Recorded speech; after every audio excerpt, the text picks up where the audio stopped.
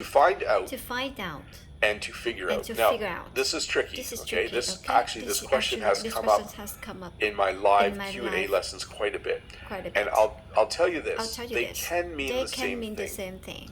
But generally, when when you you find find something something out, out, it means you you receive receive information about something about that you something didn't that you know. didn't know. Okay? You didn't know. So let's say So you're working with someone, and and then I'm trying to think of a situation where, let's say you're working with someone, and you find out they have 5 kids, or you find out they're married, or you find out that they went to school with your sister. It means that you received information that you didn't have before. Okay? And then to figure out means to think about something until you've determined the solution, or you've come up with an answer. Okay? Now, you can flip these a bit. Okay? So that's why I'm saying generally it means this, and generally it means this. Because I could say, the detective, my car was stolen, and the police are going to try and find out who stole it, or they're going to try and figure out who stole it. But to me, they do have slightly different meanings in terms of what the person is doing. So for me, if I want to find out which of my kids ate a cookie, it means I'm going to listen to what they're saying until they give me the information. If I want to figure out which of my kids stole the cookie, I might look at the evidence to try and figure it out. So again, they can be used interchangeably. My van had no gas in it. I need to find out which kid forgot to put it in, or I need to figure out which kid forgot to put it in. But generally, when you find out, it means someone has told you something, some new information. And when you figure something out, you've used your brain to get that new information. Hopefully that made sense. But you can kind of use them interchangeably.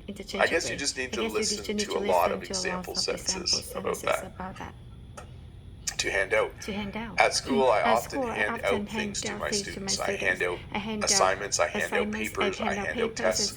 It means if you have stuff, you give some to each person, or one to each person. Sometimes at the store, they hand out coupons at the entrance. They give you a little piece of paper, and it gives you a discount.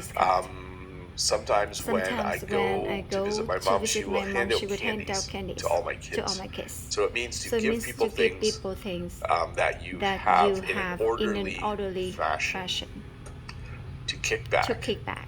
So I said I was going to have a very low-key day today, and a very low-key weekend. I'm going to kick back this weekend. I don't have a lot of plans this weekend. It's supposed to be nice and snowy and cold. I will go for a walk every day, and for the rest of the day, I'll probably just kick back and relax. So to kick back means to relax, to enjoy yourself, to do nothing for a little bit. To lay off. So if you have a job, and if your boss comes in and says, when you go home today, you don't need to come back tomorrow. You no longer have a job here. That's to be laid off. So I just flip to the past tense. Your boss might lay off people because they don't need them anymore. So it means to be fired, or it means we also use the verb to be let go. So I could say, hey, does Jim work at the steel factory still? You could say, no. He was let go, or he was laid off. So past tense for both of those. So it means to no longer have the job that you have. To look down on. I think last week we looked at to look up to. So when I was a kid, I looked up to my dad. I looked up to my uncle. I admired them and respected them. But to look down on is the opposite. So you might go to the gym, maybe you have huge muscles, and you're really good at working out. And then in January, lots of new people join the gym. And you might look down on them. You might think you are better than them because you've been going to the gym for so long. They're just new, and they're just starting out. So when you look down on someone, it means you think you're better than they are. It's not a good thing. It's not good for people to look down on other people. And to screw up. So 2 plus 2 is not 5. This person has screwed up. So this is actually a nicer way. There's a harsher version of this that has the F word in it. I'm not going to teach you that phrase, but this is a softer version of it, and this is used in very common English language. So I could say, let's see,